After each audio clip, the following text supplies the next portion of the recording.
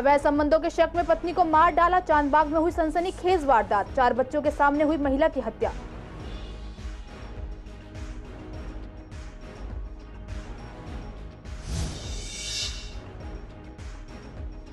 बीमार पड़ गया आम आदमी पार्टी का ड्रीम प्रोजेक्ट। 2 महीने से बंद पड़ा है न्यू सीलमपुर का मोहल्ला क्लिनिक। मरीजों को हो रही हैं काफी परेशानियां।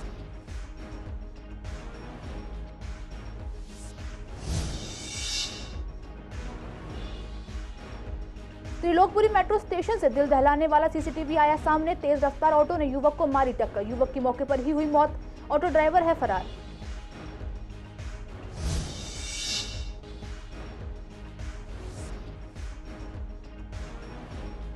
पटाखे बेच रहे दुकानदार को पुलिस ने किया गिरफ्तार। 1086.5 किलो पटाखे बरामद। गोदाम में छिपाकर रखे थे पटाखे।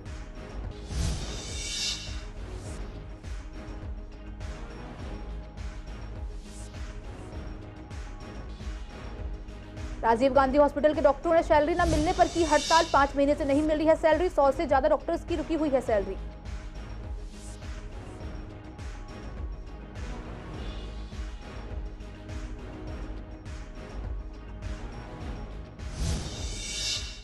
नमस्कार, आप देख रहे हैं सीएसएन लाइव। मैं हूं आपके साथ काजल चौधरी। स्वागत है आपका हमारे खास कार्यक्रम पूर्वी दिल्ली खास में। कुछ खास खबरों के साथ करते हैं बुलेटिन की शुरुआत। उत्तर पूर्वी दिल्ली में मंगलवार देर रात एक पति द्वारा अपनी पत्नी का गला घोंटकर हत्या करने का सनसनीखेज मामला सामने आया है। चांदबाग इलाके में विवाद के बाद पति ने 4 बच्चों के सामने पत्नी की गला घोंटकर हत्या कर दी। बढ़ई का काम करने वाले आरोपी 40 साल के उम्मीद सिंह ने अपनी पत्नी शबनम को मार डाला। वह अपने परिवार के साथ किराए पर रह रहा था। घटना के बारे में डीसीपी डॉक्टर जॉयन तिर्की ने बताया कि मंगलवार की रात अवैध संबंधों के शक में पति और पत्नी के बीच बहस हुई थी। इसके बाद विवाद बढ़ गया और आरोपी ने महिला की गला घोंटकर हत्या कर दी। इस जोड़े की 7 साल पहले शादी हुई थी और उनके 3 बच्चे थे। शबनम की यह दूसरी शादी थी। पहली शादी से उसे एक बच्चा था। घटना के समय चारों बच्चे घर पर ही मौजूद थे। घटना के बारे में पुलिस को रात करीब 1:45 बजे पीसीआर कॉल मिली थी। फोन पर पुलिस को बताया गया था कि घरेलू झगड़े के बाद महिला की मौत हो गई है। पुलिस जब मौके पर पहुंची तो महिला बेहोश पड़ी थी। उसे फौरन जगप्रवेश चंद्र अस्पताल ले जाया गया, जहां डॉक्टरों ने उसे मृत घोषित कर दिया। आरोपी को पुलिस ने गिरफ्तार कर लिया है। पुलिस ने हत्या का मामला दर्ज किया है और शव पोस्टमार्टम के लिए भेज दिया है। उमेश सिंह ने अपनी पत्नी की हत्या का जुर्म कबूल कर लिया है। कोई किराएदार आए हैं 3 या 4 बजे, तो वो ऊपर रहने लगे सही से। सामान उन्होंने रखा। फिर उसके बाद इनकी पता नहीं क्या बात हुई है नहीं हुई है। मतलब यहाँ तो ये लोग सो गए थे। 11 साढ़े 11 बजे ये लोग सो गए थे। उसके बाद ऊपर से उनकी बड़ी लड़की आती है भागती हुई कि दादी मेरी मम्मी को मार दिया। तो ये हमारी मम्मी मतलब गई वहाँ पे, ऊपर देख के आई तो वो भाग रहा था। तो उसको पकड़ा। वो कहने लगा मैं पेट के दर्द की दवाई लेने जा रहा हूँ वाइफ की। पहले हमें दिखा तो क्या है। फिर उसको लेके गए हम। फिर ये मम्मी लेके गई। फिर 100 नंबर पे कॉल करिए मम्मी ने अपने फ़ोन से ही। ऑन द स्पॉट पुलिस आ गई, एम्बुलेंस आ गई, बॉडी ले गई रात को। कल दोपहर को 3 या 4 बजे आए हैं सामान लेके और ये बता रही हैं कि किराया भी नहीं दिया। हस्बैंड उसका लकड़ी का काम करता है। वाइफ कह रही थी कि क्या नाम है हाउस वाइफ है या काम करते, शायद इतने बच्चे होंगे तो मुझे तो लगता नहीं हाउस वाइफ हो। कल किराएदार आए थे 3 बजे। 3 बजे किराएदार आए थे तो थोड़ा सामान था तो रख लिया। अब क्या नाम उनमें मियाँ बीवी में क्या झगड़ा हुआ क्या नहीं हुआ। 11 साढ़े 11 बजे बच्ची एक इतनी बड़ी थी उनकी, वो भाग के आई ऊपर से कि दादी मेरी अम्मी को मार दिया पापा ने। हम बोले तो हम निकल के जा रहे थे, हमारा बच्चा था तो हमने ऊपर भेजा, हमने हम देर में चढ़ाएंगे। तो बच्चा गया तो कह रहे दादी उसमें सास डकार कुछ नहीं। फिर हम गए तो वो मारने वाला है ना जीने पे आ गया था। मैंने कहा कहाँ जा रहे हैं कि हम दवाई लेने जा रहे हैं, हमारी बहू के पेट में दर्द हो रहा है। मैं कहा चल ऊपर। तो ऊपर गए तो वो लंबी लंबी पसड़ी थी, उसमें कुछ भी नहीं था। फिर हमने भैया 100 नंबर पे फोन कर दिया। पुलिस हाँ भाग रहा था, हमने रोक लिया उसको। कितने दिन से आपके यहाँ किराए पर? अरे कल ही तो आया था भाई।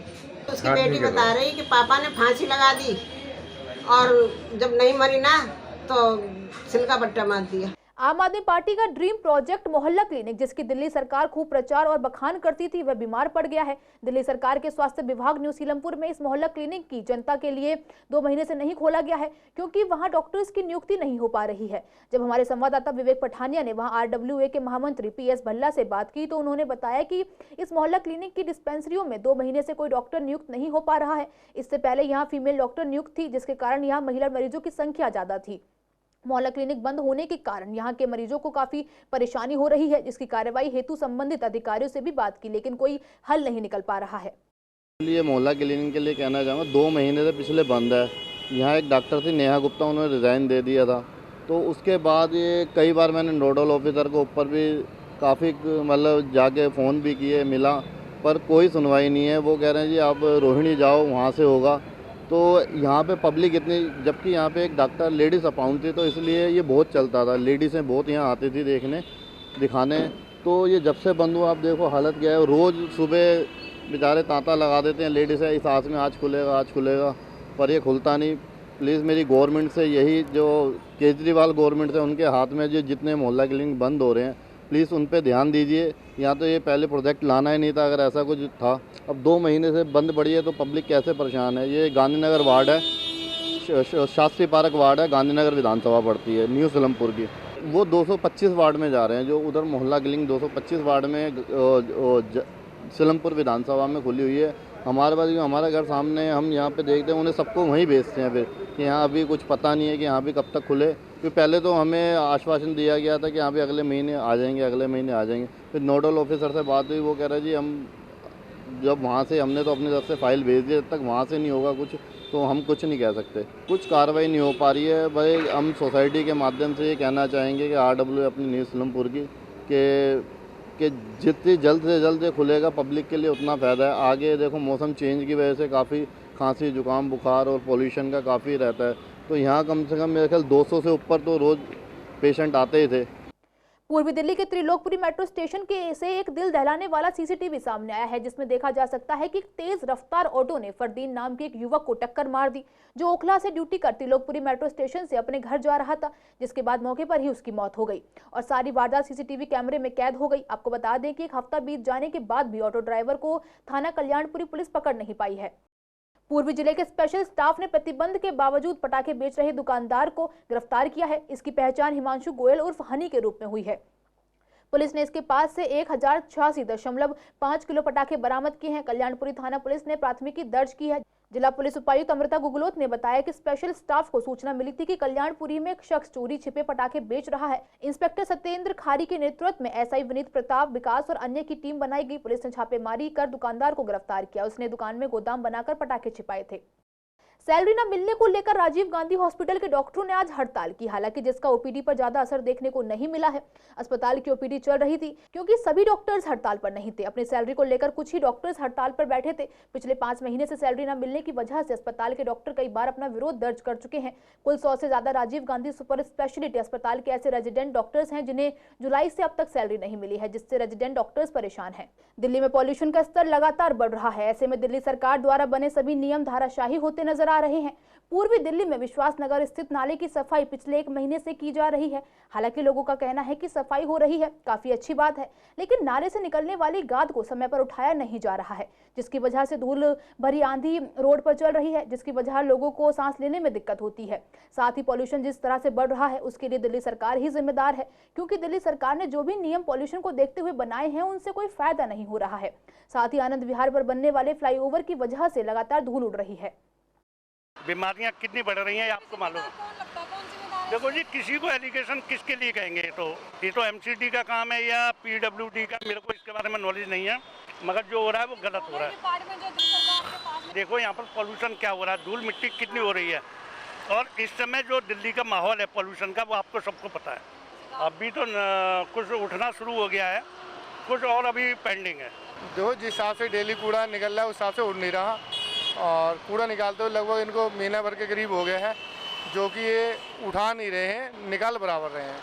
इसकी वजह से धूल लोगों को बहुत परेशानी हो रही है। जैसे कि दिल्ली में पोल्यूशन का बहुत स्तर बढ़ रहा है, गवर्नमेंट वैसे तो लोगों का मकान बन रहा है तो चालान काटने आ जाएंगे, इस पोल्यूशन से किसी का चालान नहीं कटेगा।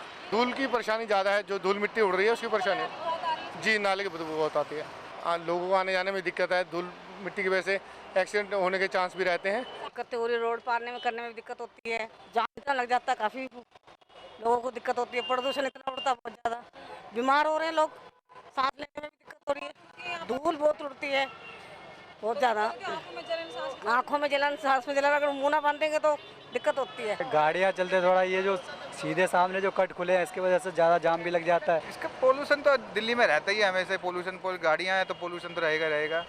इसके बाद ये सबसे पहली बात ये है, अगर इस चीज़ पे यहाँ पे एक्सीडेंट वगैरह का ज़्यादा चांसेस होता है, इनको देखना चाहिए कि यहाँ से क्रॉस करने पे, खासतौर पे साईं बाबा मंदिर से क्रॉस जो करते हैं ना, उस जगह में ये ट्रैफिक लगता है। जिम्मेवार तो पब्लिक ही है, पब्लिक गाड़ियाँ इतनी ले रही है, तो आज का एक घर में 4-4 गाड़ियाँ रहेंगी तो पोल्यूशन तो बढ़ेगा ही। आदमी को खुद भी तो जिम्मेवारी सरकार के ऊपर कब तक थोपेंगे। नियम तो अपने ऊपर बनाने चाहिए ना, नियम हम बनाएंगे, हमारे नियम होने चाहिए कि हम किस तरीके से चलते हैं। आज हम दिवाली आ रही, पटाखे हम फोड़ेंगे, वो सरकार तो नहीं फोड़ रही।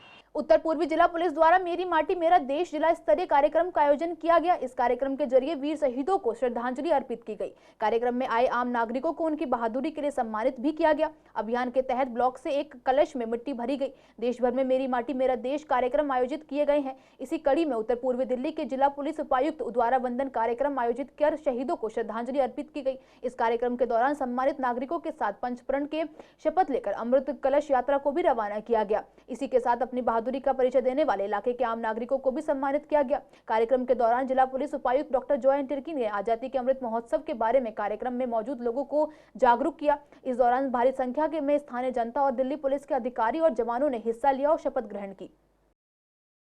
देखिए, ये हमारा जो अमृत महोत्सव समापन समारोह का एक छोटा सा हिस्सा है और it is organise both at, तो ये हम लोग की तरफ से एक छोटी सी श्रद्धांजलि है अपने वीरों के लिए और वीरांगनाओं के लिए, जिन्होंने जो सुप्रीम अल्टीमेट सैक्रिफाइस बोलते हैं देश के लिए वो दिया। इन्हीं के अथक प्रयासों से बहुत अच्छे से ऑर्गेनाइज हुआ और 2 दिन पूरे सब डिवीज़न लेवल पे हुआ। आज हम लोग का डिस्ट्रिक्ट लेवल पे है और 25 तारीख को फिर वो राजनिवास पे जाएगा। तो हमारी तरफ से एक पब्लिक पुलिस पार्टिसिपेशन भी था। हर घर से मिट्टी और हर घर से चावल के दाने आए और उसको मिला के फिर हम लोग ने आज, आप ही ने देखा कि 5 सब डिवीज़न का मिला के एक कलश बना और ये हम लोग की एकता का एक बहुत अच्छा मिसाल है। हम सारे एक हैं। आया ये प्रोग्राम हमारा आज़ादी का अमृत महोत्सव के उपलक्ष्य में, उसके जो प्रोग्राम ख़त्म हो रहा है उसके लिए उपलक्ष्य में किया गया था, ताकि जो हमारे देश के वीर वीरांगनाएँ हैं उनको पूरा देश और देश की जनता उनको नमन दे सके। जैसा आपने देखा, लास्ट 2-3 दिन से ये प्रोग्राम हर एक थाने और सब डिवीज़न लेवल पे किया गया था और देश की एकता और अखंडता दिखाने का इससे बेहतर तरीका मेरे पास नहीं था। आज इस प्रोग्राम के तहत और आप मीडियागन की तहत मैं यही मैसेज नॉर्थ ईस्ट और अपने आसपास के एरिया की जनता को देना चाहता हूँ कि पुलिस उनकी सुरक्षा के लिए तत्पर है और उनको अपने कर्तव्य में जो भी दिक्कतें आए वो हमें अप्रोच कर सकते हैं, हम अवेलेबल हैं। सब्जियों के दामों में आए दिन उतार चढ़ाव होता है, हालांकि ऐसा कम ही होता है कि जब दाम कम हो जाएं। काफी समय पहले टमाटर के बढ़े दामों ने लोगों को परेशान किया हुआ था और अब प्याज ने अपने बढ़े हुए दामों की वजह से लोगों के आंसू निकालने शुरू कर दिए हैं। दुकानदारों का कहना है कि नवरात्रि तक प्याज 40 रुपए किलो था, लेकिन 2 ही दिनों में इसके दामों में 30 रुपए की बढ़ोतरी हो गई है। दाम बढ़ने की वजह से हालांकि अभी तक साफ नहीं हुई है, लेकिन बढ़ते दामों ने दुकानदारों की सेल पर भी असर डाला है। प्याज के दामों के साथ टमाटर भी 10 रुपए महंगा हुआ है। 25 से 30 रुपए किलो बिकने वाला टमाटर भी आज 40 रुपए किलो बिकने लगा है, जिससे लोगों के घर का बजट बिगड़ गया है। प्याज का रेट डबल हो गया जी पहले से। अब 70 रुपये किलो हो गया जी। 3 दिन पहले तो 40 रुपये किलो था। जैसे ही नौकरी खत्म हुआ रेट बढ़ गया। अब पता नहीं हमको क्यों सप्लाई का, हमारे मंडी में प्याज नहीं आ रहा, इसलिए सब महंगा भी दे रहे हैं। टमाटर फिलहाल 10 रुपये किलो पहले से महंगा हुआ है। नहीं, टमाटर तो बिक रहा है, प्याज थोड़ा कम बिक्री हो गया। पहले 5-5 किलो था, अब 2 किलो में काम चला रहे हैं टमाटर की तरह। अब देखो, अब 80-90 तक तो फिलहाल जाएगा ही जाएगा, उसके ऊपर जहाँ तक चला जाए। 1-2 आइटम के बढ़े हुए हैं, बाकी तो सही है, नॉर्मल है। जैसे प्याज का फिलहाल 2 दिन से बढ़ रहा है और बाकी सब सही है। हाँ, प्याज 70 रुपये किलो हो गया है। कुछ वैरायटी भी है क्या में 70-80 रुपये भी है? 70 है, 2-3 वैरायटी की है। क्या क्या रेट है उनके? वो 80 है, इसमें जैसे रेड वाले आते हैं, हाँ, तो उसका रेट थोड़ा ज़्यादा है। एकदम से रेट बढ़ा है, वजह क्या लग रही है? नहीं, इसका तो अभी पता नहीं लगा है, क्योंकि 2 दिन से ही रेट बढ़ा हुआ है। नवरात्रि में क्या रेट मिल रहा था? नवरात्रि में तो सस्ता था, वो 160-70 का आ रहा था। हाँ, हम लोग 40 रुपये बेच रहे थे। प्याज अभी कोई ठीक नहीं है जी, अभी 2 दिन हुआ, देखिए 1-2 दिन में पता लगेगा कि रेट और बढ़ेगा या घटेगा। कारण क्या है इसका भी पता नहीं चला है। प्याज महंगा है, मटर है महंगा है, सब प्याज होना चाहिए मैक्सिमम 40 रुपये का। महंगा है ना, उधर पीछे से महंगी आती है, दुकानदार क्या कर सकते हैं। पटाखे बैन होने के बाद से ही पुलिस लगातार कार्रवाई कर रही है। पुलिस जगह जगह पटाखे बैन को लेकर छापेमारी कर रही है। इसे लेकर हमने सागर जिला के एडिशनल डीसीपी राजीव कुमार से बात की तो उनका कहना था कि शादरा जिला के में जहां भी पटाखे बेचे जा रहे हैं वहां उनकी टीम छापेमारी कर रही है। जिले में कई जगह पहले भी मुकदमे दर्ज किए गए हैं। पॉल्यूशन को देखते हुए दिल्ली सरकार ने पटाखे बैन किए थे, तो लोगों को भी समझना पड़ेगा कि पटाखे ना जलाएं। देखिए, जैसा आपको ज्ञात है कि ऑनरेबल सुप्रीम कोर्ट एनजीटी के डायरेक्शंस के अंदर पटाखों पे कंप्लीट बैन है, तो हम लोगों ने भी इस मामले में चेकिंग को काफ़ी दुरुस्त किया हुआ है और जो थाने हैं वो भी अपने तरीके से कर रहे हैं। इसके अलावा जो हमारा स्पेशल स्टाफ है वो भी लगा हुआ है। परसों ही एक गुत्ता कॉलोनी में हमने केस भी दर्ज किया इस मामले में एक व्यक्ति के खिलाफ, जिसमें 109 किलो अवैध पटाखे बरामद किए गए। बीते रविवार की रात ललिता पार्क में बन रही फुटओवर ब्रिज का एक हिस्सा नीचे गिर गया था। दरअसल अक्षरधाम से कोई बड़ा ट्रक जा रहा था जिसमें कंटेनर रखा हुआ था जो बुराड़ी की तरफ जाना था। अचानक से ट्रक से किसी तरह फुटओवर ब्रिज का एक हिस्सा गिर गया और ट्रक में रखा कंटेनर भी नीचे गिर गया, जिसके बाद से आधी रोड ब्लॉक हो गई है। अभी तक ना उसकी कोई रिपेयरिंग की गई है, ना कंटेनर को वहां से हटाया गया है, जिस वजह से वहां से वाहन लेकर गुजरने वाले लोगों को बहुत दिक्कतें हो रही हैं। इस पर लोगों का कहना है कि अभी अभी एक एक्सीडेंट हुआ, जिसके बावजूद भी यहाँ पर कोई प्रशासन मौजूद नहीं है, जिस वजह से स्थानीय लोगों ने उस शख्स की मदद की है। हाईवे होने के बावजूद यहाँ पर सुरक्षा का कोई भी इंतजाम नहीं किया गया है। कंटेनर अभी भी वहीं पड़ा हुआ है, जिसकी वजह से शाम के समय बहुत जाम भी लगता है। ऐसे में प्रशासन कब जागेगा? लोगों ने यह भी बताया कि वहां पर पीडब्ल्यूडी का काम चल रहा था, फुटओवर ब्रिज पूरे तरीके से बंद किया हुआ था। अब गलती किसकी है यह तो राम भरोसे है। नेशनल हाईवे अथॉरिटी जो है उनकी वजह से ये हमने नीचे गिराया है। नेशनल हाईवे और नेशनल हाईवे अथॉरिटी ये कहती है कि ये दुर्घटना बस गिरा है ये। अब पीडब्ल्यूडी की बात सच मानी जाए या नेशनल हाईवे अथॉरिटी की बात सच मानी जाए, लेकिन ये हादसा एक बहुत बड़ा हादसा है। अगर ये बाई चांस कोई इसके नीचे आ जाता बाई चांस, तो पता नहीं कितनी जानें जा सकती थी और कितना नुकसान हो जाता, इसका असंभव होता कहना। कौन सी अथॉरिटी ऐसी है जिस पर हम विश्वास करें? पीडब्ल्यूडी कहती है कि ये NHAI ने गिरवाया है और NHAI कहता है कि ये अपने आप गिरा है। अब इसमें ये यहाँ पड़ा हुआ है, कितनी देखो कितना रोड कवर कर रखा है, सारा जाम कर रखा है और अभी भी यहाँ का यहाँ पड़ा हुआ है। ये भैया संडे के रात में 1-1:15 बजे ये गिरा है। गाड़ी ट्रक में लोड हो गया आ रही थी, उससे जो है उसका क्रेन फंस गया और उसके बाद खींचे चला गया। आधा उसके ऊपर गिरा था, आधा बाद में गिरा रोड पे ये। उसके बाद राताराती जो है ये रोड ब्लॉक हो गया। सारे रास्ते बंद कर दिए गए जी। हमारी दुकान यहीं लगती है सर। नहीं, ये बना हुआ था, ये रिपेयरिंग हो रहा था, थोड़ा बहुत रिपेयरिंग काम था। ये देखो हो रहा है, ये हो रहा था, रात में गिरा है। ये करीब 1:15 बजे सर, लगभग 12:30-1 बजे के टाइम का लोग बता रहे हैं कि ये अचानक से गिर गया। अक्षरधाम से कोई ट्रॉला जा रहा था, ये पिलर वगैरह रख के बुराड़ी जाना था उसको, तो उसके ऊपर अचानक से गिर गया। जबकि प्रशासन कितना लापरवाह है उससे पता लगता है। पीडब्ल्यूडी कह रही है कि जो राष्ट्रीय राजमार्ग जो ये बना रहे हैं, इस रोड का निर्माण कार्य चल रहा है सब जगह पर, वो बना रही है और इस वजह से गिराया गया है। और हालात भी देख रहे हैं आप, ऐसा रखा है कि रखा हुआ है, लेकिन और हाईवे कह रहा है कि नहीं हम बना नहीं रहे, वो दुर्घटनाग्रस्त होकर गिरा है। तो इससे अंदाज़ा लगा सकता है कि आम आदमी कितना सुरक्षित है। अभी हम यहाँ से इसी हाईवे से आ रहे थे तो कोई प्रशासन का आदमी नहीं है। अभी एक एक्सीडेंट हुआ, कोई देख रेख वाला, स्थानीय निवासियों ने उस एक्सीडेंट करने वाले की मदद की। ये बिल्कुल राम भरोसे हाईवे चल रहा है। ड्राइविंग टेस्ट में फेल होने के बावजूद चालकों को कार ड्राइविंग लाइसेंस जारी करने वाले सूरजमल विहार के एक आरटीओ इंस्पेक्टर, जिनका नाम राकेश वर्मा बताया जा रहा है, उनको निलंबित कर दिया गया है। वहां के एमएलओ को परिवहन विभाग ने कारण बताओ नोटिस भी जारी किया है। सूत्रों की माने तो यह इंस्पेक्टर बीते कई महीनों से यह काम कर रहा था। सूरजमल विहार आरटीओ में ड्राइविंग टेस्ट विश्वास नगर में बने ऑटोमेटिक ड्राइविंग ट्रैक पर इंस्पेक्टर राजेश वर्मा की निगरानी में टेस्ट हुआ करते थे। उन पर आरोप है कि वह परिणाम विरोधाभास का फायदा देकर फेल को भी पास कर दिया करते थे। अब हमारे संवाददाता विवेक पठानिया ने आरटीओ सूरजमल विहार ट्रैक का जायजा लिया तो वहां आए तमाम टेस्ट देने वाले लोगों का कहना है कि अब सारी कार्रवाई निष्पक्ष की जा रही है। सही था, ओके था। पहले हम अंदर गए गाड़ी लेके, साइड में गाड़ी लगाई, फिर काउंटर पे गए, काउंटर पे हमने कागज़ दिए, आईडी दिखाई, फिर थोड़ी देर बाद टीवी पे दिखाया कि गाड़ी ऐसे ऐसे चलेगी, आपको गोला बनाना है, गोला बनाने के बाद आपको आना है, 2 मिनट स्टॉप का ऑप्शन लिखा होगा, आपको वहाँ रोकना है, उससे पहले ही रोकने के बाद फिर आपको पास करके निकल जाना है। व्यवस्था एकदम ओके है, मैनेजमेंट अच्छा है, स्टाफ भी अच्छा है और टेस्ट का पूरा ध्यान रखा जा रहा है। व्यवस्था अच्छा है, ओवरऑल जो भी फैसिलिटी है जैसे एक प्रोफेशनल वे में होना चाहिए ड्राइविंग लाइसेंस का टेस्ट वैसे हो रहा है। नहीं डायरेक्ट मैं शेड्यूल करा के इधर डायरेक्ट मैं दिया हूँ इधर। आज के लिए इस बुलेटिन में बस इतना ही। हर रोज ऐसी नई खबरें देखने के लिए देखते रहिए CCN लाइव। नमस्कार।